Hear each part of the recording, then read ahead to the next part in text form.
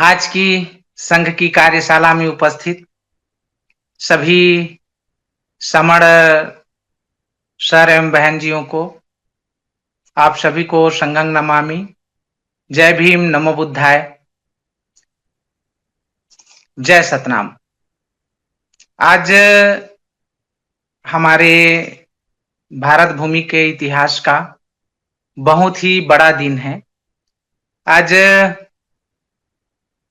हमारे भारत भूमि में प्राचीन काल से ही बहुत सारे महापुरुषों ने जन्म लिया और उन्होंने समय समय पर समाज को जागृत करने का, समाज को इकट्ठा करने का, जोड़ने का काम किए।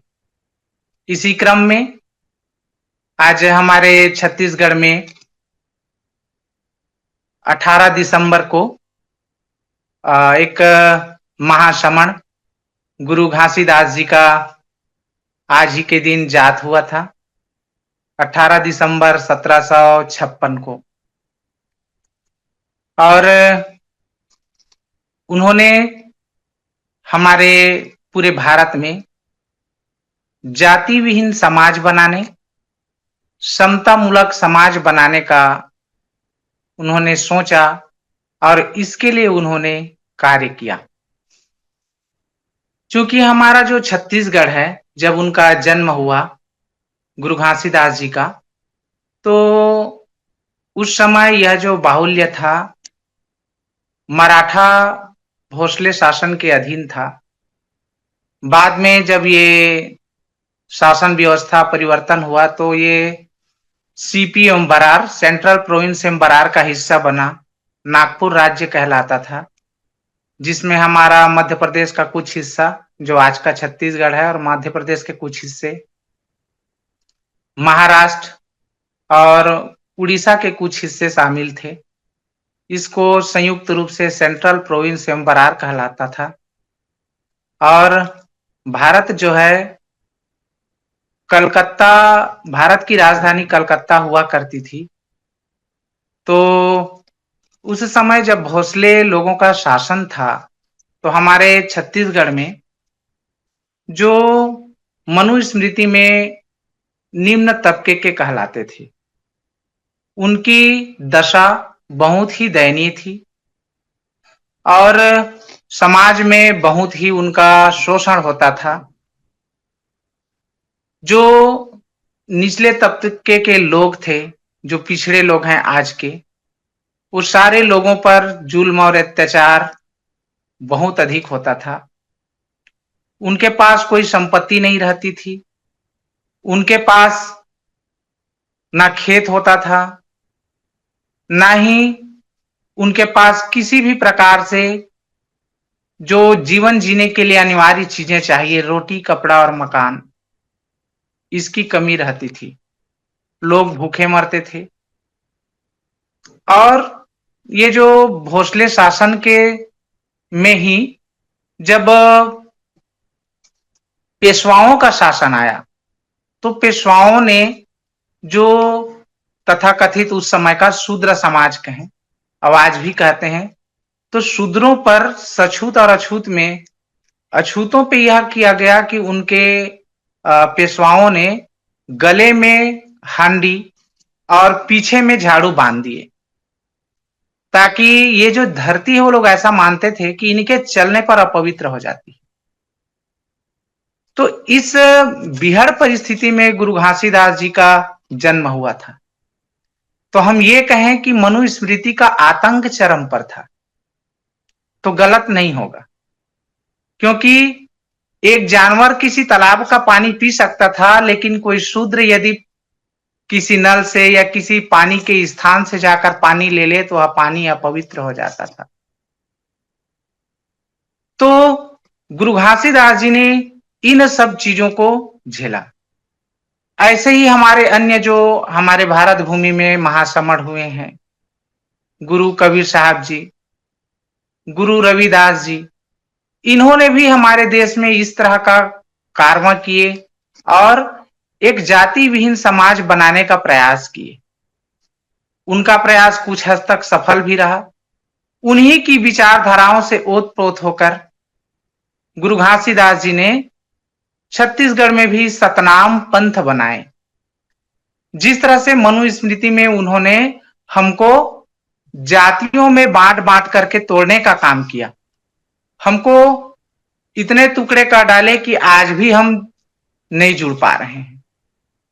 तो मनुस्मृति के जो कहना चाहिए, मनुस्मृति का जो भी आज तक विधान था, वह विधान आज भी हमारे समाज में चल रहा है। तो गुरु घासीदास जी ने इन्हीं विधान के अनुरूप जिस तरह से उन्होंने हमको तोड़ा, उसी विधान पर ही गुरु घासीदास जी ने समाज को जोड़ने का काम किया। मनुस्मृति ने हमको धार्मिकता के आधार पर तोड़ने का काम किया, तो गुरु घासीदास जी ने भी इसी धार्मिकता को हथियार बनाए और धार्मिकता के ही द्वारा मैं समाज को जोड़ सकता हूं, ऐसा विचार रख करके उन्होंने सतनाम पंथ बनाया।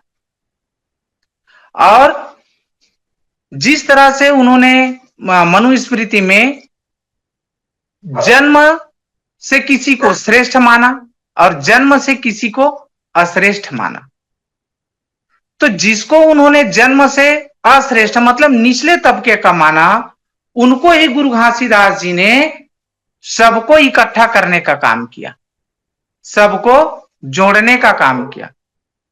जो छत्तीसगढ़ में हम कहें कि सतनामियों में एक गोत्र परंपरा है, तो ये जो गोत्र है 64 गोत्र सबसे पुराने हैं सतनामियों में। अब ये जो 64 गोत्र से ही आज मैं उनमें से एक हूं जो रत्नाकर लिखता हूं। वैसे भी बहुत सारे हमारे छत्तीसगढ़ के लोग, सतनामी लोग अलग अलग सरनेम लिखते हैं। तो ये जो गोत्र परंपरा अलग अलग जातियों से आई हुई, कोई एक जाति का नहीं। इसी में अलग से कोई तेली जाति का है, इसी में अलग से कोई यादव और रौत जाति का है, कोई अन्य बहुत सारे जातियों का समूह मिलकर के ये जो सतनामी बने और सतनाम पंथ बना, धर्म पंथ बना, एक मार्ग बना। कि ये किस प्रकार का मार्ग है, तो गुरु घासीदास जी ने इसके लिए जो आंदोलन किए वही हमारे भारत देश का सतनाम आंदोलन है।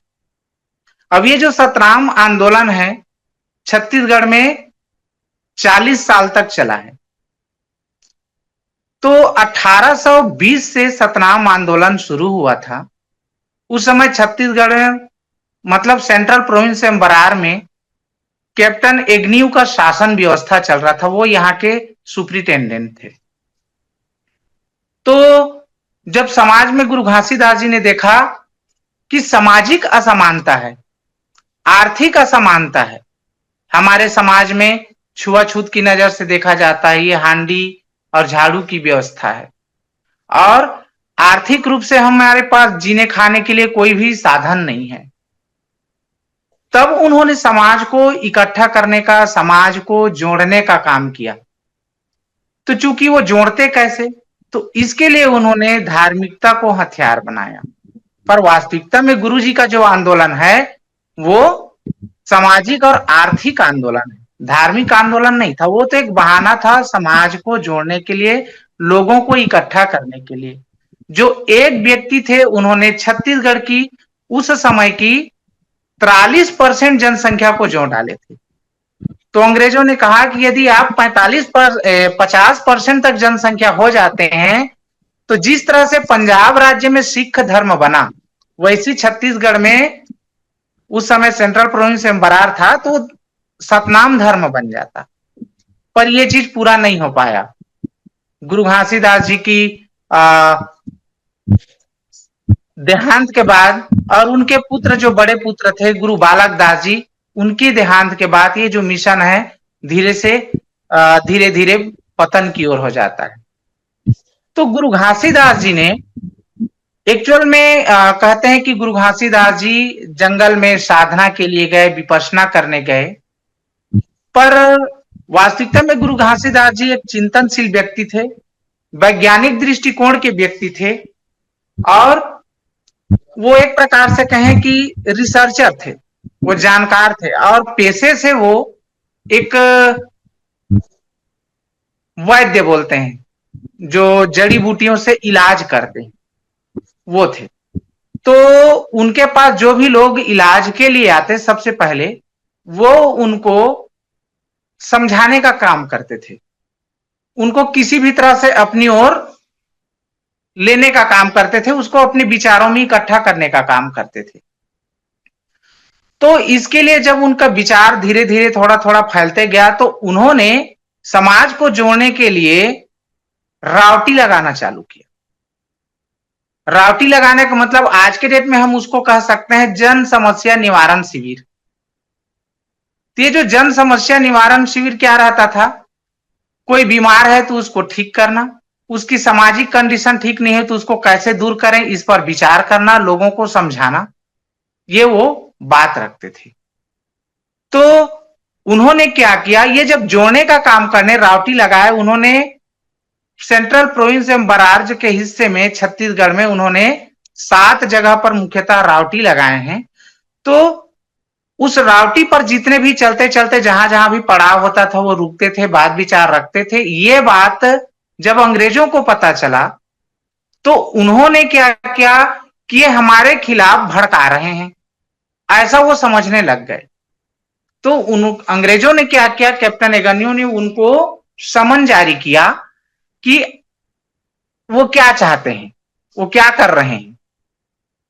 फिर गुरु घासीदास जी को ये नोटिस मिली तो उन्होंने कहा समाज को कि मुझे ये अंग्रेजों ने बुलाया, ऐसा बोलते तो ये जो जिस तरह इकट्ठा कर रहे थे वो बिखर जाते।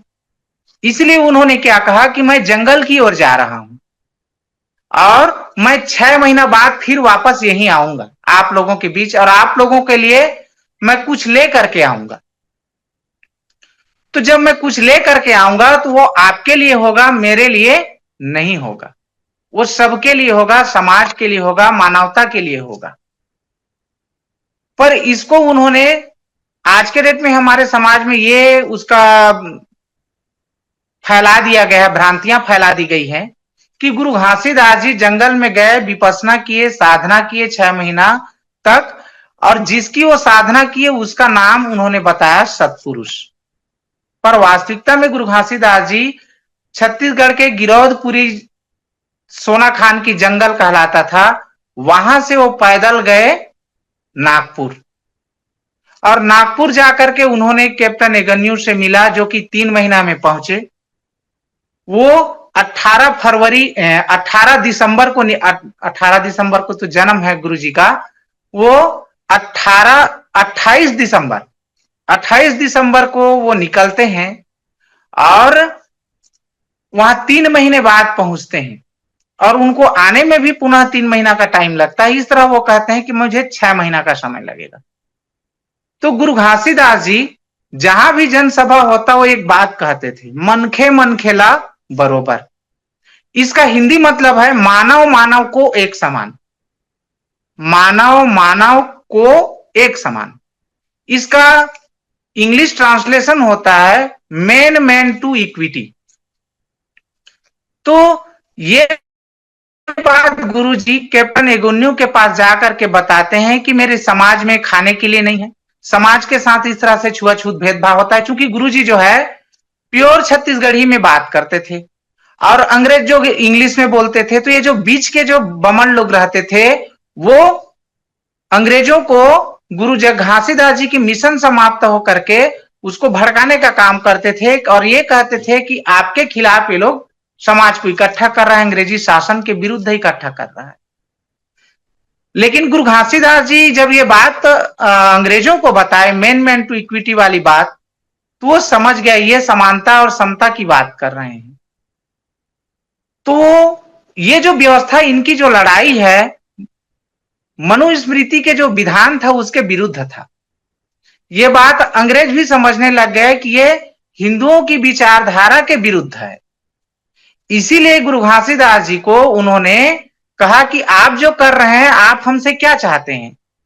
तो उन्होंने सामाजिक समानता की बात कही, समाज में शिक्षा की बात कही और अच्छे से स्वास्थ्य के संबंध में भी उन्होंने बात रखा, क्योंकि वो स्वयं एक वैद्य थे।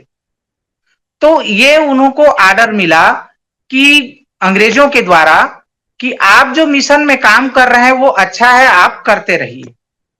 और उन्होंने इसके लिए क्या दिया कि उनको ही राजा बनने का अधिकार दिया, क्योंकि उस समय जमींदारी प्रथा चलती थी, तो उनको ही बनने का मौका दिया गया गुरु घासीदास जी को। तो गुरु घासीदास जी ने कहा कि मुझे ये नहीं चाहिए, क्योंकि मेरा जीवन बहुत कम हो सकता है, इसलिए मेरे बेटे को दिया जाए, बड़ा बेटे को। तो गुरु बालक दास जी को राजा की उपाधि दी गई अंग्रेजों के द्वारा, और उनको बहुत सारी जमीनें दी गई अंग्रेजों के द्वारा, और कलकत्ता में उनका राज्य अभिषेक हुआ। उनको हाथी, घोड़ा और जमीन सौगात के रूप में दिए, अंग्रेजों ने दिया, राजा बनाया। और इस तरह से ये बात गुरुजी जब आते हैं तो छत्तीसगढ़ के गिरौदपुरी का जो बहुत बड़ा मैदान है, वहां वो सभा लगाते हैं और कहे बता के गए रहते हैं, चूंकि कि मैं 6 महीने बाद आऊंगा। तो वो 6 महीने जब आते हैं तो वो कहते हैं कि मैं जो आप लोगों के लिए लेकर के आया हूं, उसको मैं उन्हीं को दे सकता हूं जो मेरे 7 संदेशों का पालन करेगा। तो गुरुजी यहां पे 7 सिद्धांत देते हैं, और वो कहते हैं कि जिस जमीन को तुम बोते खाते हो वह जमीन आपका होगा। इस तरह से हमारे भारत देश में मालिक मकबूजा कानून बना, अर्थात जिस जमीन को हम बोते खाते हैं उस जमीन का मालिकाना हक आज हमको मिला। आज पूरे भारत में हम कहते हैं कि यह मेरा घर है, यह मेरा जमीन है, पर इस जमीन को अपना बनाने के लिए किस महापुरुष ने, किस महासवर्ण ने हमारे लिए लड़ाई लड़ा, वो हमारे महासवर्ण गुरु घासीदास जी हैं। और उन्होंने छत्तीसगढ़ में आकर हमारे समाज को इकट्ठा करने के लिए 7 संदेश दिया। उन्होंने कहा कि सतनाम को विश्वास करो, सतनाम पर अड़िग रहो, मूर्ति पूजा नहीं करना है, जाति पाति के प्रपंच में नहीं पड़ना है। इसीलिए गुरु घासीदास जी ने छत्तीसगढ़ के सभी जाति समुदाय जो उस समय थे उनको जोड़ने का उन्होंने काम किया और एक पंथ बनाए। एक पंथ में नाम दिया सतनामी। और उन्होंने कहा कि जीव हत्या, मांसाहार नहीं करना है, नशा की चीजों से दूर रहना है और व्यभिचार नहीं करना है, चोरी और जुआ से दूर रहना है, नशा की चीजों से विरक्त रहेंगे तो हमारा समाज जो है आगे बढ़ेगा। पर ये जो आज के डेट में हम देखते हैं तो गुरु घासीदास जी का ये जो मिशन है वो क्या हो जाता है, वो 40 साल के दौरान बहुत अच्छे से चला और 43% तक बढ़ा जनसंख्या का। पर हम आज के देखते हैं तो समाज में जस्ट इसका आज अपोजिट हो गया है। जैसे गुरु घासीदास जी की कहते हैं हत्या हुई है, कहते हैं वास्तविकता में जो व्यक्ति जन्म लिया है उसकी मृत्यु तो निश्चित है, पर समाज में यह कहा जाता है कि वो अलोप हो गए, अंतर ध्यान हो गए। तो अंतर ध्यान कोई होता नहीं है, वो जो जन्म लिया है उसकी मृत्यु निश्चित है, तो स्वाभाविक है उनकी मृत्यु हुई होगी। चूंकि गुरु घासीदास जी की हत्या करने का कई बार प्रयास, असफल प्रयास किया गया था, तो हो सकता है उनकी हत्या हुई हो। और 20 फरवरी 1850 को वो अपनी रावटी लगाए थे बिलासपुर जिले के दल्हापोड़ी में, पर वहां शायद नहीं पहुंच पाए ऐसा कहा जाता है, और वहीं रास्ते में ही कहीं उनकी हत्या कर दी गई, ये ऐसा प्रचलन में है। पर समाज में ये कहा जाता है कि वो अंतर ध्यान हो गए। ये भी ब्राह्मणों की ही साजिश है। उन्होंने उसी धार्मिकता को आड़ बनाकर आज हमारे समाज में अंधविश्वास परोसने का काम करते हैं, और समाज जो है उसी अंधविश्वास को फॉलो करता है। जबकि गुरु घासीदास जी ने कहा कि जन्म से कोई काला और गोरा नहीं होता। जन्म से चाहे कोई विदेश में रहे चाहे भारत में रहे, वो जंगल में रहे चाहे मरुस्थल में रहे, चाहे वो चारों वर्ण के किसी भी वर्ण में रहे, मनखे तो मनखे होता है, मानव मानव होता है, मनुष्य मनुष्य होता है। इसलिए गुरु घासीदास जी कहते हैं कि जन्म से मनखे सब एक बरोबर, अब कर्म से गुड़ और गोबर। इसका मतलब यह है कि गुरु घासीदास जी समाज को यह बताते हैं कि जन्म से कोई व्यक्ति छोटा और बड़ा नहीं होता है, वो सब बराबर होते हैं। यदि कोई व्यक्ति छोटा और बड़ा होता है तो अपने कर्म से होता है। कोई कर्म से गुड़ बन जाता है, शक्कर बन जाता है, मीठा बन जाता है, यानी कि उच्च बन जाता है। और कोई कर्म से ही व्यक्ति क्या बन जाता है, नीच बनता है, गोबर बन जाता है। तो ये विचारधारा उन्होंने समाज में बांटने का काम किया और इस तरह गुरु घासीदास जी समाज को इकट्ठा करते थे। एक बार गुरु घासीदास जी रावटी लगाते हुए तेलासी गांव पहुंचे। वहां एक तेली जाति का था। उस व्यक्ति को एक प्रकार से चर्म रोग था, दाग था। तो गुरुजी कहते हैं कि आओ तुम भी पास में बैठो। उनको बुलाते हैं इस तरह से, आओ मेरे पास बैठो। तो कहता है नहीं, मैं अपवित्र हूं, अशुद्ध हूं, मैं आपके पास बैठूंगा तो आप अछूत हो जाओगे। तो गुरुजी कहते हैं कि नहीं, तुम अछूत नहीं हो, तुम शुद्ध हो और मैं भी शुद्ध हूं और शुद्ध व्यक्ति अछूत नहीं होता है। तो उनको समझाते हुए कहते हैं कि मैं तुमको ठीक कर सकता हूं। तो ये जो मैं 7 नाम दिया, इस 7 नाम को तुम अपने जीवन में उतारो तो तुम्हारा ये जो चर्म रोग है, दाग है, ये दूर हो जाएगा। तो वो मानते नहीं है, पर वो कहते हैं कि मैं ठीक कर दूंगा और उसको एक दवाई देते हैं। मतलब पानी पीने के लिए कहते हैं, उसमें दवाई डाल दिए रहते हैं वो, और इस पानी को रोज पीना, 7 नाम का जाप करना, ऐसे करते हैं तो वो ठीक हो जाते हैं।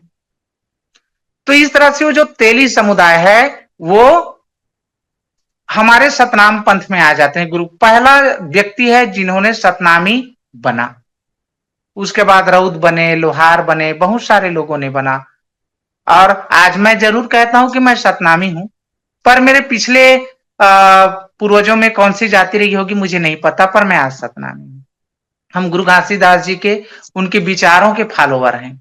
मतलब हम जाति विहीन समाज के समर्थक हैं, समता पर विश्वास करने वाले लोग हैं, हम समण लोग हैं। और गुरु जी समाज को समझाने के लिए कहते हैं कि तुम ज्ञान के मार्ग का अनुसरण करो, और ये ज्ञान का मार्ग है, सत्य का मार्ग है। इसलिए गुरु जी कहते हैं ज्ञान पंथ कृपाण के धारा। छत्तीसगढ़ में एक विश्वविद्यालय है गुरु घासीदास जी के नाम पर, गुरु घासीदास जी सेंट्रल यूनिवर्सिटी। यहां की मेन कोटेशन है ज्ञान पंथ कृपाण के धारा। इसका मतलब यह है कि ये जो ज्ञान का मार्ग है, कृपाण मीन्स होता है तलवार, हथियार, उससे भी ज्यादा ताकतवर है। हम किसी भी व्यक्ति को ज्ञान से हरा सकते हैं, तलवार से हम उसको नहीं हरा सकते। गुरुजी अहिंसा के समर्थक थे, वो हिंसक नहीं थे। वो जीवों पर भी दया की बात करते थे। हमारा जो सतनाम पंथ है, इस पंथ में वास्तविकता की विचारधारा है, समाज को जोड़ने की विचारधारा है। हमारा ये जो गुरुजी ने समाज को जोड़ने के लिए 42 वाणियां दी है। 42 वाणी में बहुत सारे हैं, मैं कितने को पढ़ूंगा। तो उन्होंने यही अंधविश्वास पाखंड पर बात रखी है कि समाज को अंधविश्वास पाखंड से कोसों दूर रहना है। हमको किसी भी प्रकार से मूर्ति पूजा नहीं करना है। ये जो जितना काम था मनुस्मृति के विधान का पूरा विपरीत था। उन्होंने उसी के अनुरूप में ही समाज को उसके विरुद्ध जोड़ने का काम किए। तो हमारा आज के डेट में हम समाज को देखते हैं तो आज पूरा हमारा समाज जो है उसी अंधविश्वास पाखंड में फंसा हुआ है। और जब तक हमारा जो समाज है गुरुजी के विचारों पर नहीं चलेगा तब तक वो आगे नहीं बढ़ेगा।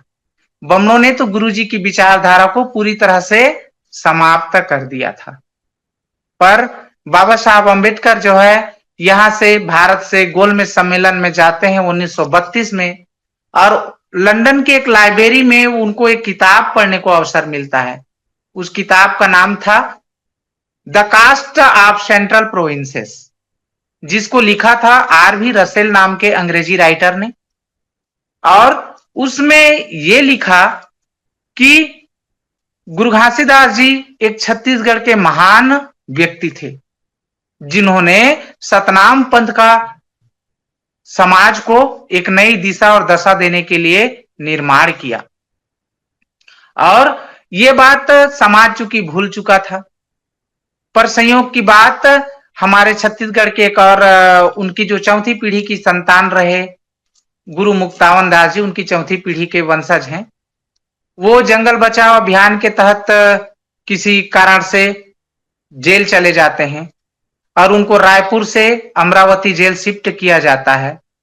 और उनका एक मित्र थे नकुल देव ढीढ़ी जी, वो अपने मित्र को बचाने, चूंकि उनको सतनाम आंदोलन से ही 165 एकड़ जमीन प्राप्त हुआ था, तो अपनी 165 एकड़ जमीन को दांव में लगाकर क्या करते हैं, अपने मित्र को बचाने के लिए अमरावती जेल जाते हैं। और वहां उनको पता चलता है कि बाबा साहब लंदन से आए हैं।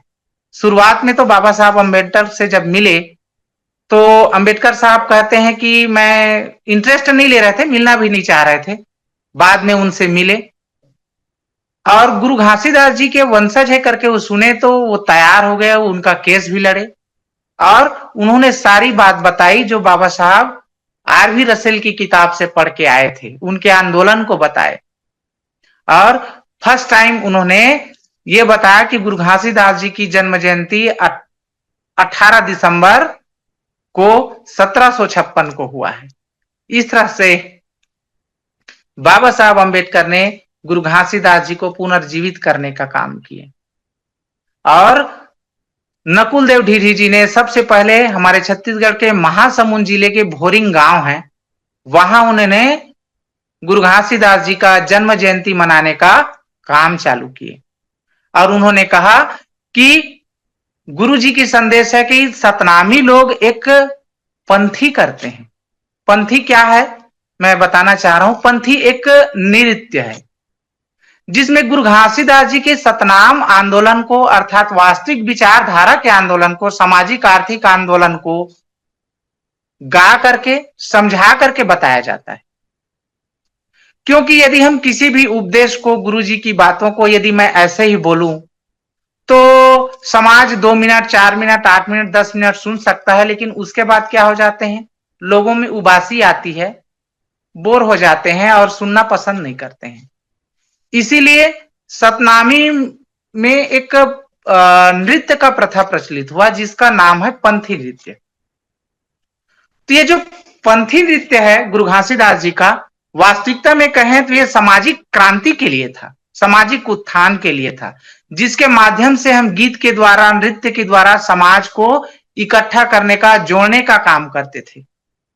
पर हम आज के डेट में लें तो ये जो पंथी नृत्य है एक मनोरंजन का रूप ले लिया है। आप सब हमारे छत्तीसगढ़ में जो 1 नवंबर को हमारा छत्तीसगढ़ का जो जन्म जयंती मनाई जाती है, छत्तीसगढ़ का जन्म जयंती जो मध्य प्रदेश से अलग हुआ, स्थापना दिवस।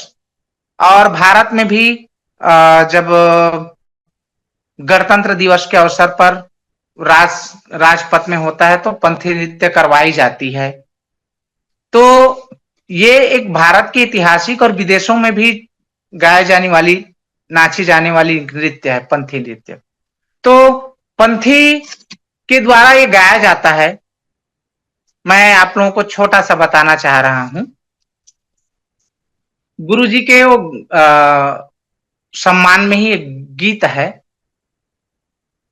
तोरे पांव के पारस छुआ दे बाबा हो मोरे कायाल कंचन बना दे, गुरु हो मोरे कायाल कंचन बना दे। ये इस तरह की भाव से गीत गाया जाता है। और गाते हैं इसमें, मंदिरवा में का करे जइबो, अपन घट ही के देवाला मनइबो, मंदिरवा में का करे जइबो। यहाँ पास ये है इस गीत के माध्यम से कि हम मंदिर में क्यों जाएं। हम अपने घर में अपनी अंतरात्मा में जो ज्ञान के चक्षु है उसको जगाएं और समाज को इकट्ठा करने का काम करें। हम समाज को जोड़ने का काम करें। हम बमड़ों की जो भी व्यवस्था है उसको त्याग करें। ये इस तरह से गुरु घासीदास जी ने पंथी के माध्यम से समाज को जोड़ने का काम किए। उनका जो मार्ग था आध्यात्मिकता का मार्ग नहीं था।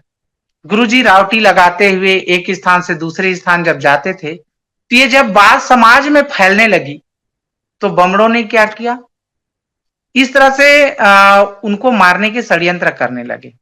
तो एक बार गुरुजी रावटी लगाते हुए बस्तर दंतेवाड़ा दंतेश्वरी मंदिर है वहां पास, वहां एक बमड़ों ने कुप्रथा बना रखा था कि जो व्यक्ति उस मंदिर में जाता और वहां शाम हो जाती, सूर्यास्त के बाद यदि वहां रुक जाता तो उसकी मृत्यु हो जाती।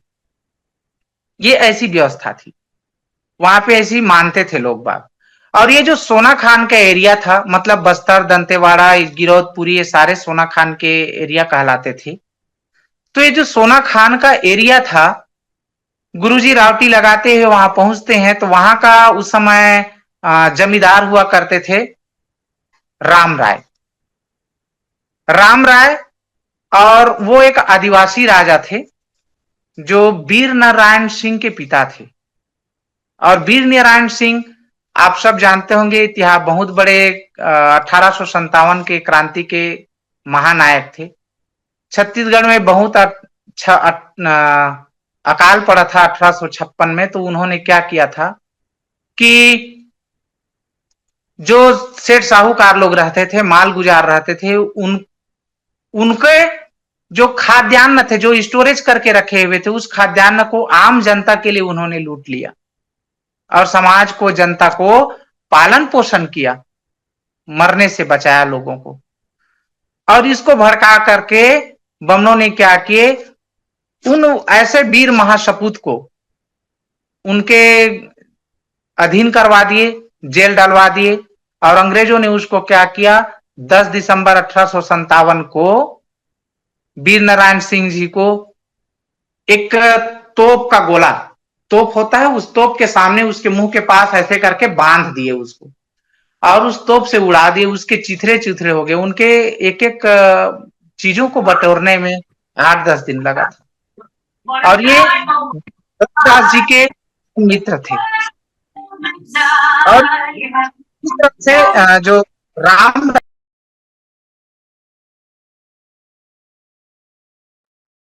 कोई मुझे अनम्यूट कर दिए थे, म्यूट कर दिए थे। क्षमा चाहूंगा। जी सर, खोलिए। जी सर। तो जब रावटी लगाते हुए राम राय जी के राज्य में गुरु घासीदास जी जाते हैं तो वहां ऐसा उनको भड़का करके कहा जाता है कि ये हमेशा मंदिरवा में का करे जइबो ऐसी बात करते हैं। तो क्यों ना आज उसी दंतेश्वरी मंदिर में गुरु जी को क्या कर दिया जाए, अंदर डाल दिया जाए। और ऐसा ही करते हैं, गुरु घासीदास जी को दंतेश्वरी मंदिर में उनको बंद कर देते हैं शाम को। गुरु जी चूंकि बुद्ध की विचारों से ओत प्रोत थे। गुरु घासीदास जी की शादी सिरपुर में हुआ था और सिरपुर एक बहुत बड़ा उस समय का बुद्ध विहार है। हो सकता है वहां प्राचीन काल में हमारा श्रमणों का विश्वविद्यालय रहा हो। खुदाई से बुद्धों के अवशेष प्राप्त होते हैं वहां। मैं आज भी वहां सिर्फ और सिर्फ बुद्ध की दर्शन होता है। तो जो माता सफुरा है गुरु घासीदास जी की पत्नी, वो वहां की बेटी रही। तो निश्चित ही गुरु जी को बुद्ध का शिक्षा उनको मिला था और वो विपश्यना विद्या जानते थे गुरु जी। तो जब उनको दंतेश्वरी मंदिर में रखा गया गुरु जी को, तो मंदिर के अंदर वो बढ़िया से आसन लगा लिए, आसन बैठ गए और विपश्यना करने लगे। अब रात भर चूंकि गुरुजी वहां थे, ध्यान मग्न थे। अब जैसे ही सुबह हुई तो लोगों ने कहा अब तो वो आदमी जो है, जो हमारा विरोध करता है, मंदिर का विरोध करता है, देवी देवता का विरोध करता है, अंधविश्वास पाखंडवाद कर रहे हो करके बोलता है, वो व्यक्ति मर गया होगा। चलो अब जाते हैं, उसको निकालेंगे। ये ऐसा सोचने लगे और गए तो गुरुजी वहां ध्यान मुद्रा में बैठे हुए थे और वो उठ करके आते हैं और कहते हैं कि मुझे कुछ नहीं हुआ। तो पूछते हैं कि कैसे, आपको दंतेश्वरी देवी मंदिर की देवी नहीं आई थी क्या मारने? तो गुरुजी उस समाज को समझाने के लिए कहते हैं कि वो आई जरूर थी, मुझे मारने ही आई थी, लेकिन मैंने उसको समझा दिया है कि अब वो किसी की बलि नहीं लेंगी, मैंने उनको समझा दिया, ऐसा वो बताते हैं। और गुरुजी जो है वहां से, चूंकि उतना भीड़ था, और यदि वो उनका विरोध करते, उनकी बातों का विरोध करते गुरुजी को, तो वो जो जन समूह है वही उनको मार डालते। इसलिए उन्होंने कहा कि देवी आई थी और उनको मैंने समझा लिया, आपस में हम लोग समझौता कर लिए, कॉम्प्रोमाइज हो गया। तो गुरुजी क्या करते हैं, राम राय उनको अपने घर ले जाते हैं और राम राय को सही सही बताते हैं कि वास्तविकता में वहां कोई कुछ नहीं आया था, ये आपकी अंधविश्वास है। समाज में ही अंधविश्वास फैला करके बमनों ने हमको अलग अलग कर रखा है, ये बात उनको बताते हैं राम राय जी को, और कहते हैं कि मैं वहां बढ़िया शांति से था, ध्यान मुद्रा में था, कोई कुछ नहीं आया था, ये राम राय जी को बताते हैं। और इस तरह से समाज में वो क्या करते हैं, लोगों को शिक्षित करने का काम करते हैं, शिक्षा बांटने का काम, कि यदि हमारा समाज जो है पढ़ लिख कर धीरे धीरे आगे शिक्षित बन जाए, तब हमारा समाज में ये जो अंधविश्वास पाखंड की प्रथा है दूर होगी, समाज में सांस्कृतिक वैभव आएगी। आज हमारा समन संघ में संस्कृति के संबंध में यही है कि हमारा जो धार्मिकता है यही एक संस्कृति है, हमारी समन संस्कृति है।